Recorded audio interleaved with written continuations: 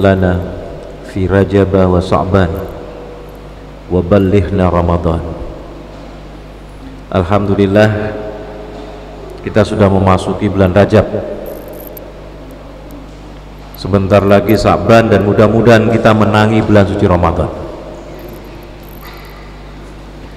Di dalam hadis Rasulullah Muhammad sallallahu alaihi wasallam bersabda, "Man fariha bidukhulir Ramadan wa jazadahu wa harramahu finniran." Barang siapa yang bunga gembira akan datangnya bulan Ramadan, maka Allah mengharamkan jasadnya dari api neraka. Yang disebut gembira itu maksudnya mempersiapkan diri. Sebab tidak jarang umat Islam itu begitu masuk bulan Ramadan, waduh poso meneh, waduh poso meneh. Sing pengusaha, waduh bayari THR. Padahal hadis ini mengingatkan pada kita, kalau kita ini bunga, kita mempersiapkan Ramadan. Para ulama salafus soleh itu 6 bulan sebelum Ramadan dia sudah mempersiapkan diri.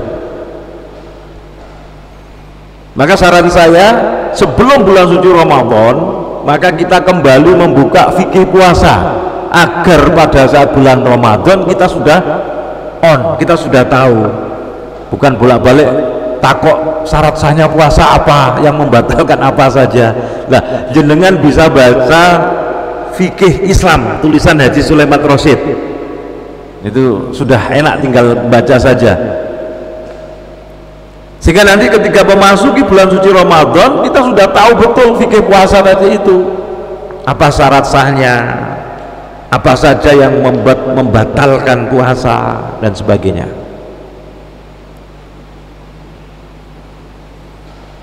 Hadirin jamaah pengajian sholat maghrib dan pemirsa YouTube yang di rumah, mudah-mudahan dimuliakan oleh Allah Subhanahu wa Ta'ala.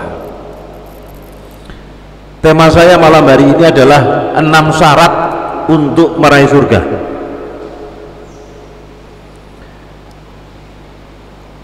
Umat Rasulullah Muhammad Sallallahu Alaihi Wasallam, sebagaimana yang saya sampaikan pada pengajian-pengajian sebelumnya, umat Muhammad itu diwariskan Alkitab, Al-Quran.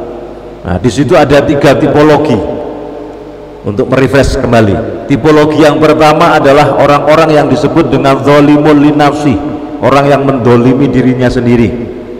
Tipologi yang kedua, orang yang disebut dengan muktasidun, golongan pertengahan. Dan yang ketiga adalah sabiqun bil khairat, orang yang menjadi pelopor-pelopor kebaikan. Memang untuk jadi pelopor-pelopor kebaikan itu tidak banyak orang kan itu, dan jumlahnya pasti lebih sedikit, betul apa enggak? Kalau ngaji kayak gini hujan deras gitu, nah nanti yang hadir ini pilihan kan gitu.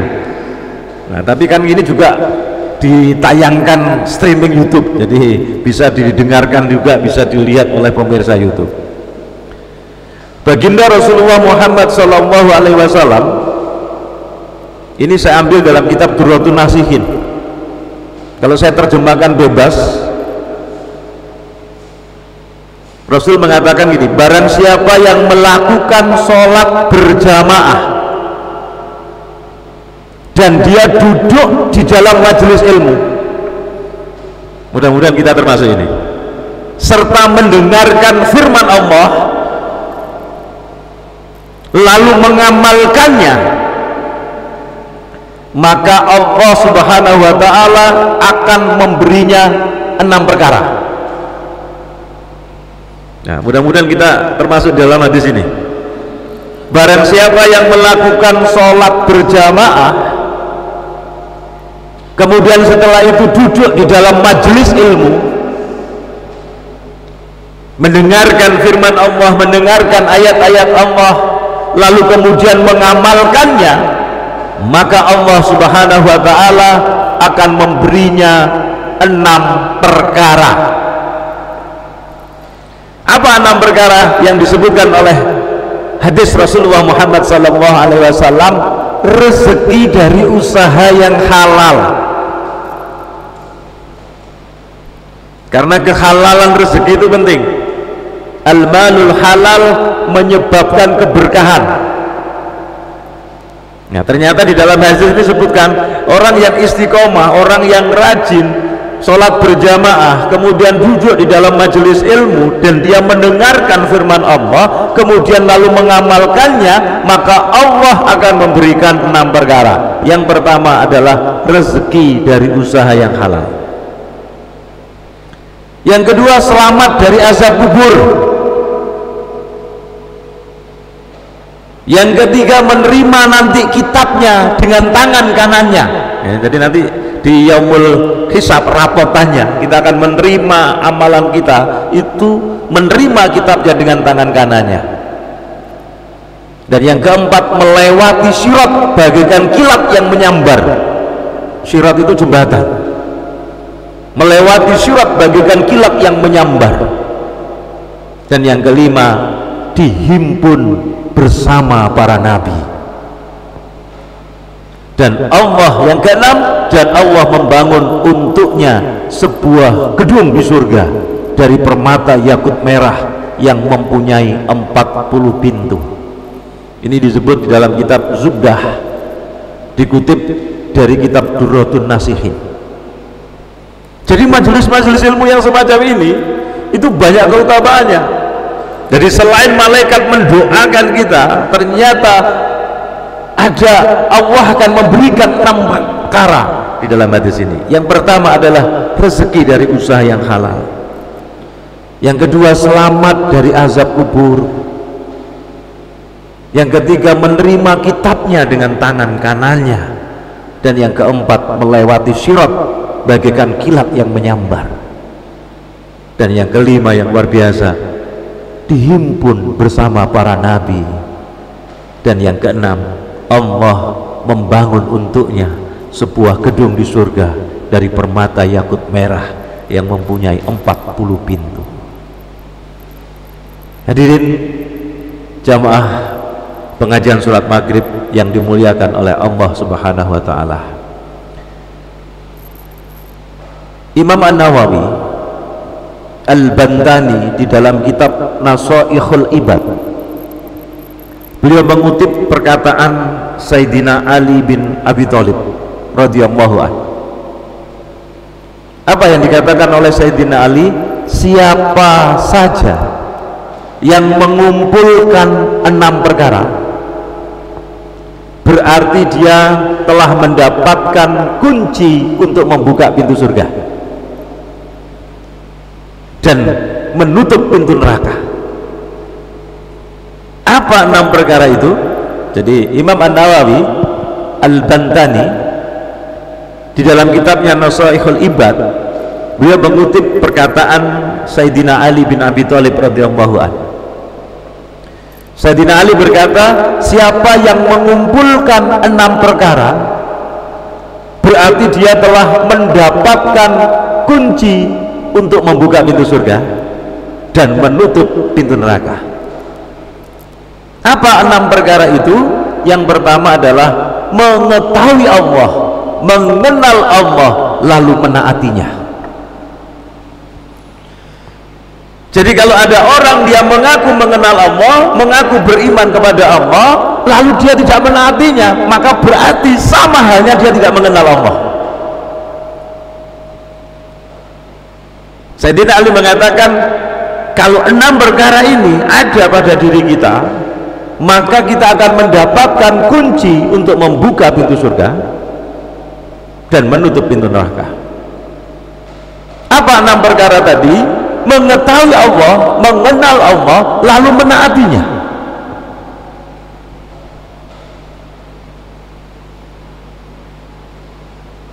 Ada hadis yang cukup panjang. Saat itu Rasulullah membonceng Abdullah bin Umar. Di antara kalimat yang nasihat yang disampaikan oleh Rasulullah kepada Abdullah bin Umar adalah ta'arrafir raha ya'rifka fis siddah. Kenali Allah pada saat senangmu, maka pada saat dukamu Allah akan mengenalmu. Itu maknanya Allah akan menolongmu.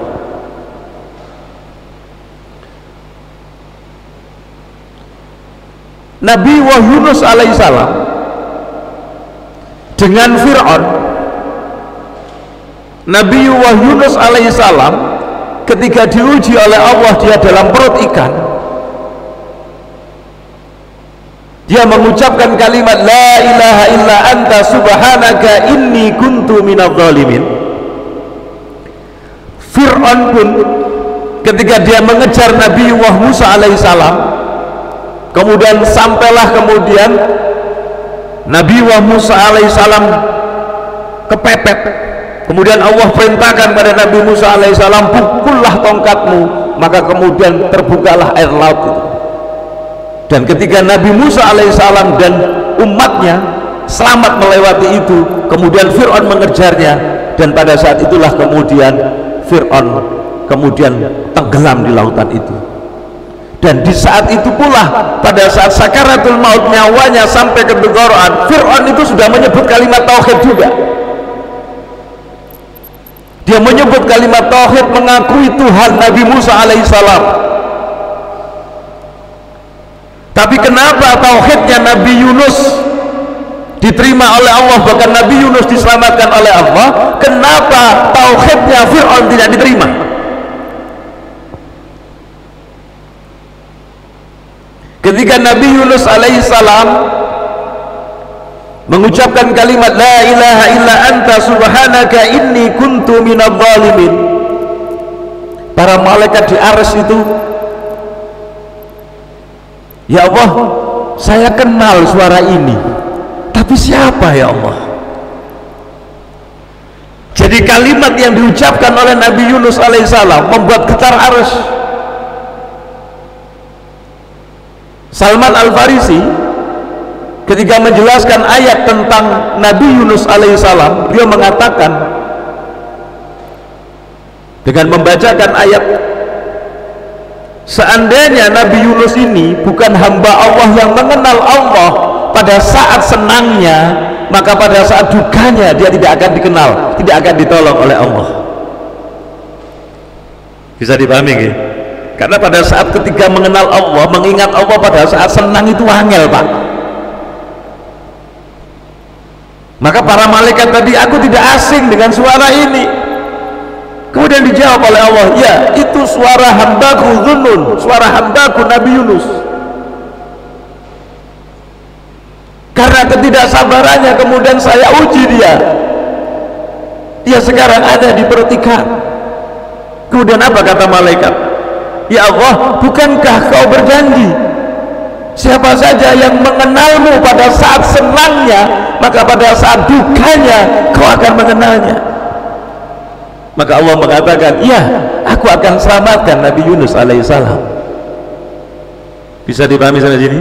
Kenapa Fir'aun sama-sama mengucapkan kalimat tauhid dan sampai di tenggorokan dan itu tidak ditolong oleh Allah? Karena Fir'aun tidak mengenal Allah pada saat senangnya, maka pada saat dukanya dia tidak dikenal oleh Allah. Maka kalau ada penguasa seperti Fir'aun, dia tidak mengenal Allah pada saat jaya-jayanya dan dia lupa daratan, pasti akan ditenggelamkan oleh Allah. Maka hati-hati. Hadis ini nasihat yang disampaikan Rasulullah pada saat membonceng Abdullah bin Umar. Ta'arraf ala Allah fil raha ya'rifka fis siddah. Kenali Allah pada saat senangmu, maka pada saat dukamu Allah mengenalmu. Maksudnya apa? Allah menolong kita. Maka Sayyidina Ali mengatakan, siapa yang mengumpulkan 6 perkara berarti dia telah mendapatkan kunci untuk membuka pintu surga, dan yang kedua apa? Menutup pintu neraka. Apa 6 perkara tadi? Yang pertama, mengetahui Allah, mengenal Allah, lalu menaatinya. Ati'ullaha wa ati'ur rasul wa ulil amri minkum. Taatlah kepada Allah, taatlah kepada Rasul, dan taatlah kepada pemimpin kalian. Apa maksudnya ini? Yang taat sama Allah dan Rasulnya. Tapi kalau diperintah berbuat maksiat, diperintah untuk melanggar aturan Allah, di dalam hadis dikatakan la ta'ata li makhluk fi maksiatil khaliq. Tidak ada ketaatan kepada makhluk kalau diajak untuk berbuat maksiat kepada Allah. Yang kedua, apa kata Sayyidina Ali? Siapa saja yang mengumpulkan 6 perkara, berarti dia telah mendapatkan kunci untuk membuka pintu surga dan menutup pintu neraka. Perkara yang pertama tadi adalah mengetahui Allah, mengenal Allah, lalu menaatinya. Yang kedua, mengetahui setan itu musuh yang nyata, lalu mendurhakainya, kata Sayyidina Ali.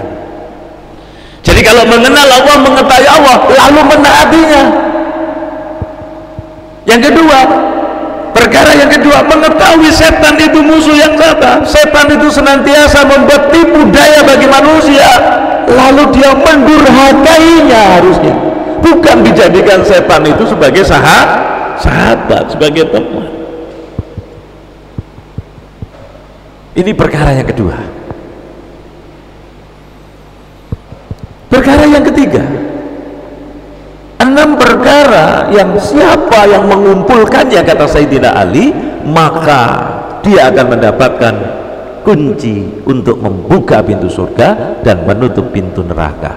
Perkara yang ketiga, mengetahui akhirat itu hak, mengetahui akan adanya hari kiamat, akan adanya yaumul hisab, akan adanya akhirat, lalu dia berusaha menyiapkan bekalnya untuk mendapatkan kebahagiaan hidup setelah mati. Mengetahui akhirat itu hak, mengetahui yaumul hisab itu ada, mengetahui hari kiamat itu ada, lalu dia berusaha menyiapkan bekal hidupnya untuk hidup setelah mati. Ini perkara yang ketiga. Maka saya seringkali sampaikan di dalam berbagai forum, kalau orang itu sudah tidak percaya akan adanya hari akhirat, dia tidak mengetahui akhirat, bahkan dia tidak yakin akan adanya yaumul hisab, maka Allah akan timpahkan 3 bencana. Bencana yang pertama, menunda-nunda tobat. Yang kedua, rakus tamak terhadap dunia. Dan yang ketiga, semakin jauh dari Allah Subhanahu wa ta'ala. Na'udzubillah. Ini bahayanya kalau orang tidak mengetahui akhirat, orang tidak yakin akan adanya hari kiamat, bahkan dia tidak ingat mati, maka dia akan menunda-nunda tobat, tamak, rakus terhadap dunia, rakus terhadap kekuasaan, dan jauh dari Allah Subhanahu wa ta'ala. Sebaliknya, kalau dia ingat mati, kalau dia percaya akan adanya hari akhirat, maka Allah akan kasih 3 keuntungan. Keuntungan yang pertama, segera taubat. Yang kedua, qanaah terhadap harta benda, qanaah terhadap dunia. Dan yang ketiga, semakin dekat kepada Allah Subhanahu wa ta'ala. Ini perkara yang ketiga. Yang pertama tadi, mengetahui Allah, lalu dia menaatinya, mengenal Allah, lalu dia menaatinya. Yang kedua adalah mengetahui setan, itu adalah musuh yang nyata, yang seringkali membuat tipu daya bagi manusia, lalu dia mendurhakainya, bukan malah menjadikan setan sebagai kawan atau sahabat. Yang ketiga adalah mengetahui akhirat, lalu dia berusaha menyiapkan bekal hidup setelah mati. Yang keempat, mengetahui dunia itu fana, mengetahui dunia ini singkat, kemudian dia meninggalkannya kecuali sebatas yang diperlukan untuk kebutuhan hidup. Jadi Sayyidina Ali mengatakan 4 perkara, yang keempat 6 perkara. Yang keempat adalah mengetahui dunia itu fana, mengetahui dunia itu cuma sementara, kemudian dia meninggalkannya kecuali sebatas yang diperlukan untuk kebutuhan hidup. Maka tadi dikatakan oleh Abu Laith As-Samarqandi dalam kitab Tanbihul Ghafilin, kalau orang itu sudah tidak ingat mati dan dia tidak percaya akan adanya hari akhirat, maka 3 bencana itu adalah nunda-nunda tobat, yang kedua rakus tamak terhadap dunia, dan semakin jauh dari Allah. Yang kelima, apa 6 perkara yang disebut oleh Sayyidina Ali? Siapa yang mengumpulkan 6 perkara tadi, berarti dia telah mendapatkan kunci untuk membuka surga dan menutup pintu neraka. Perkara yang kelima adalah mengetahui yang hak, mengetahui yang hak, mengetahui yang benar, lalu dia mengikutinya. Dan yang terakhir, yang keenam, mengetahui yang batil, lalu dia menjauhinya. Inilah 6 perkara yang dikatakan oleh Sayyidina Ali bin Abi Thalib, kalau 6 perkara ini, siapa saja yang mengumpulkan 6 perkara ini, berarti dia telah mendapatkan kunci untuk membuka pintu surga dan menutup pintu neraka. Yang pertama tadi apa? Mengetahui Allah, lalu dia menaatinya. Yang kedua, mengetahui setan itu musuh yang nyata, lalu dia mendurhakainya. Dan yang ketiga, mengetahui akhirat, lalu dia berusaha menyiapkan bekal hidupnya untuk bekal hidup setelah mati. Dan yang keempat, mengetahui dunia, bahwa dunia itu fana, dunia itu sementara, kemudian meninggalkannya kecuali sebatas yang diperlukan untuk kebutuhan hidup. Dan yang kelima, mengetahui yang hak, lalu dia mengikutinya. Dan yang keenam, mengetahui yang batil, lalu dia menjauhinya. Hadirin jamaah pengajian sholat maghrib yang dimuliakan oleh Allah Subhanahu wa ta'ala, di dalam surat Al-Baqarah ayat, silakan dibuka surat Al-Baqarah surat kedua ayatnya 277.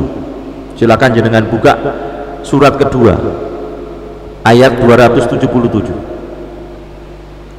Di situ Allah menyebutkan, a'udzu billahi minasyaitonir rajim, innal ladzina amanu wa 'amilus solihati wa aqamus sholata wa atawuz zakata lahum ajruhum inda rabbihim wa la khaufun 'alaihim wa la hum yahzanun. Ayat ini menegaskan, surat Al-Baqarah ayatnya 277. Oke, sudah ketemu? Ayat ini menegaskan, innalladzina amanu, sesungguhnya orang-orang yang beriman, wa amilus solihah, yang mengerjakan amal soleh, wa aqamus sholata, yang mendirikan sholat, wa atawuz zakah, yang menunaikan zakat, lahum ajruhum inda rabbihim, mereka mendapat pahala di sisi Tuhannya, wala khaufun alaihim wala hum yahzanun, tidak ada kekhawatiran terhadap mereka dan tidak pula mereka bersedih.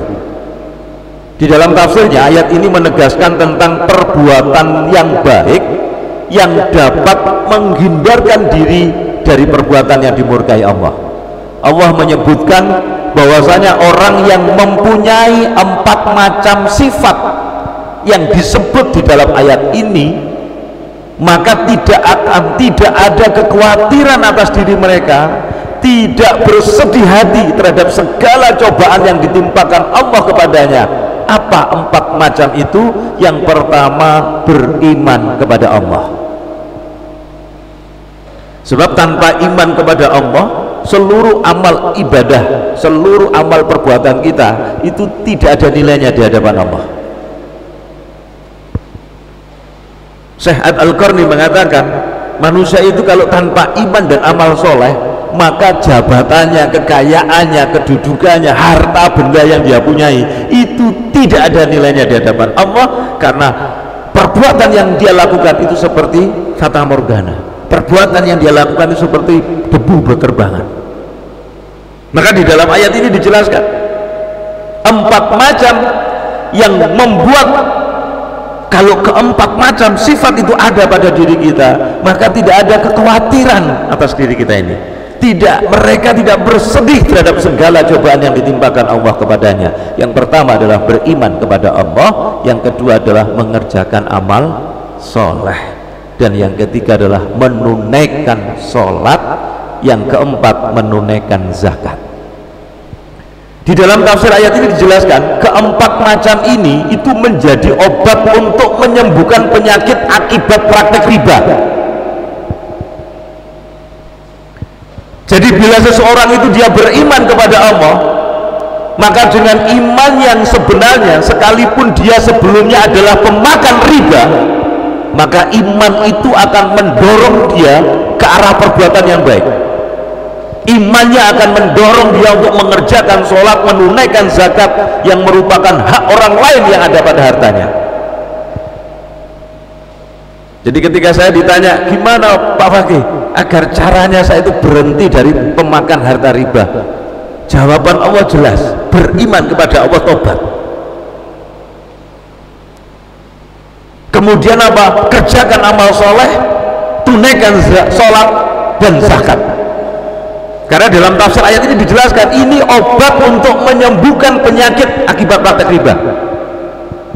Seringan-ringannya dosa riba itu seperti menzinai ibu kandung kita. Ngeri apa enggak?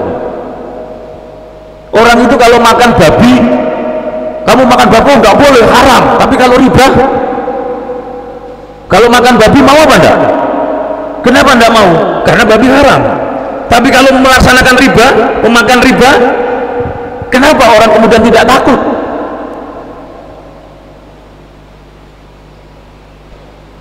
Dan di dalam ayat ini penyembuhnya. Jadi ayat ini memberikan pelajaran kepada pemakan riba yang tidak dapat menguasai dirinya untuk menghentikan perbuatan itu.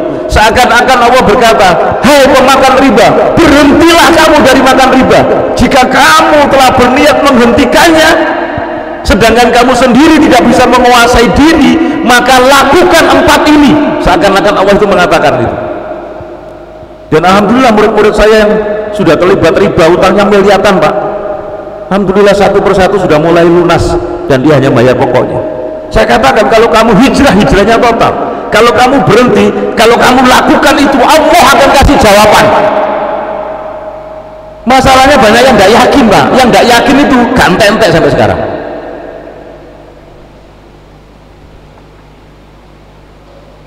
Jadi seakan Allah mengatakan, hai pemakan riba, berhentilah kamu dari makan riba. Jika kamu telah berniat menghentikannya, sedang kamu sendiri tidak bisa menguasai diri untuk menghentikannya, lakukanlah 4 macam ini. Penjelasan tafsir. Apa 4 macam tadi itu? Beriman kepada Allah, mengerjakan amal soleh, menunaikan sholat, menunaikan zakat. Jadi orang-orang yang mempunyai keempat sifat inilah kemudian di dalam penghujung ayat Allah menjamin kalau ini yang kamu lakukan, maka kamu akan bisa menghentikan dari perbuatan riba itu. Kemudian dijawab oleh Allah tadi apa? Tentram jiwamu. Jadi tentram jiwanya, rela terhadap cobaan yang ditimpakan Allah kepadanya. Hal yang demikian ini tidak akan diperoleh bagi pemakan riba. Mereka yang mereka peroleh hanyalah kegelisahan hati, kecemasan, kebimbangan seperti orang kemasukan setan. Dan itu disebutkan oleh Allah dalam Al-Quran.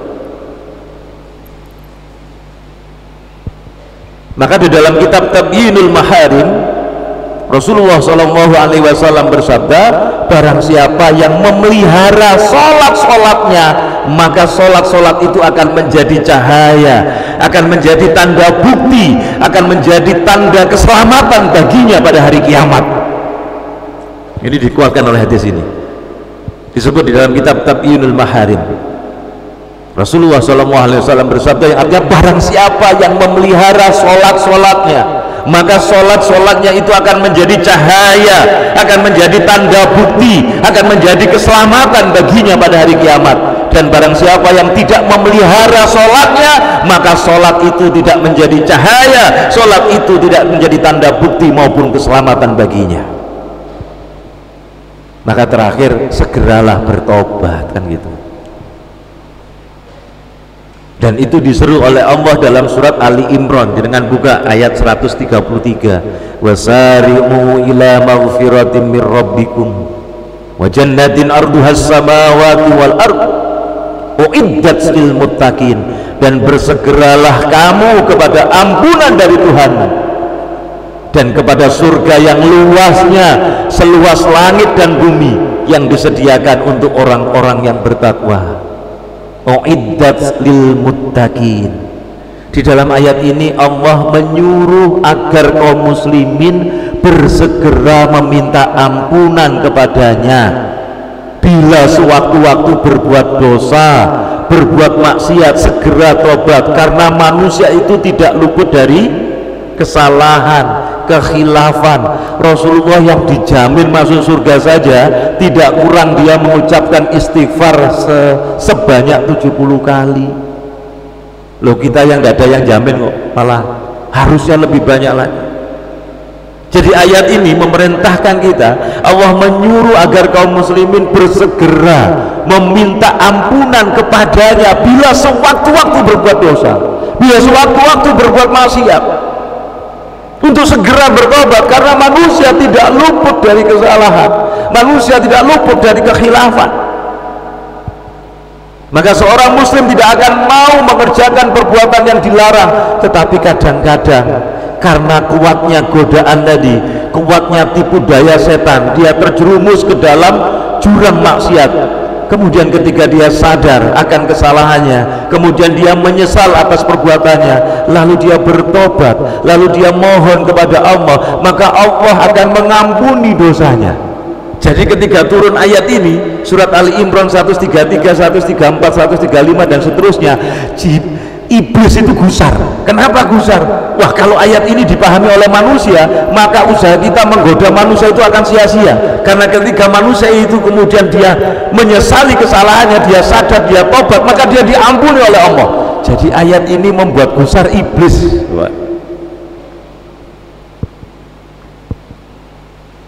Maka bila seorang muslim selalu menaati perintah Allah dan Rasulnya, menjauhi segala larangannya, dan dia segera bertobat bila jatuh ke jurang dosa dan maksiat, maka Allah akan mengampuninya. Allah akan memasukkannya nanti di akhirat ke dalam surga yang amat luas sebagaimana yang disebutkan dalam ayat ini. Dan ini membuat iblis gusar. Maka kemudian iblis memiliki 3 strategi. Strategi yang pertama adalah tazyinul amal, amal yang buruk dipermak sedemikian rupa sehingga menurut pandangan manusia itu baik. Jadi mereka kumpul Pak, rapat MPRI, Majelis Permusyawaratan Rakyat Iblis Pak, membicarakan ini. Akhirnya ada utusan yang namanya Was-Was Komnas Pak, itu nama iblis. Kalau Anda ingat Was-Was Komnas kan ada dalam surat An-Nas, juta iblis yang namanya Was-Was Komnas. Ini disebut oleh Imam Ja'far As-Shadiq ketika menjelaskan ayat ini. Maka buta iblis Was-Was Komnas itu kemudian menyampaikan 3 usul agar kita bisa menyesatkan manusia. Karena dengan ayat ini kita harus memiliki strategi yang luar biasa. Apa strategi yang pertama? Tazyinul amal, amal yang buruk dipermak sedemikian rupa sehingga menurut pandangan manusia itu kelihatan baik. Yang kedua adalah taswif taubat Pak, menunda-nunda tobat. Ini strategi iblis.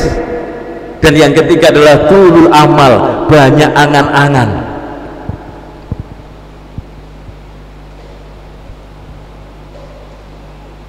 Inilah materi yang bisa sampaikan untuk mengingatkan pada kita semua. Dan ternyata Sayyidina Ali sudah mengajarkan kepada kita 6 perkara tadi itu. Kemudian di dalam Al-Quran didorong, dimotivasi, ada obat 4 sifat yang membuat Allah memberikan jaminan kepada kita, tentram hati kita, kita tidak khawatir, kita tidak takut. Apa tadi? Beriman kepada Allah, beramal soleh, melakukan sholat, menunaikan zakat.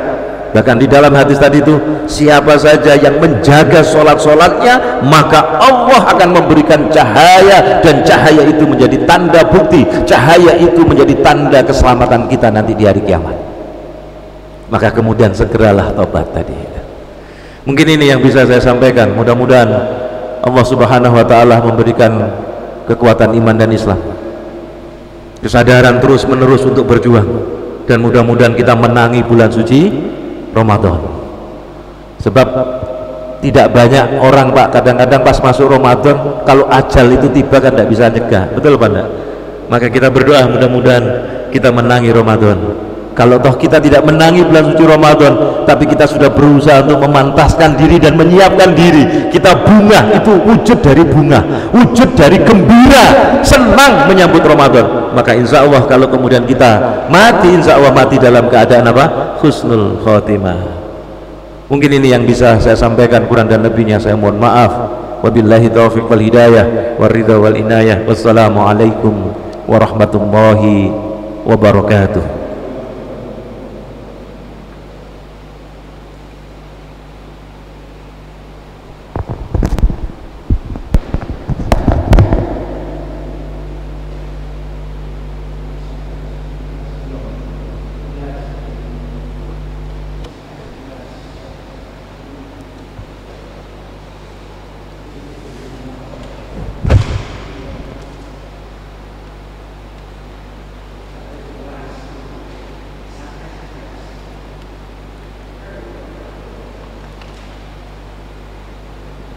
Sudah masuk? Belum?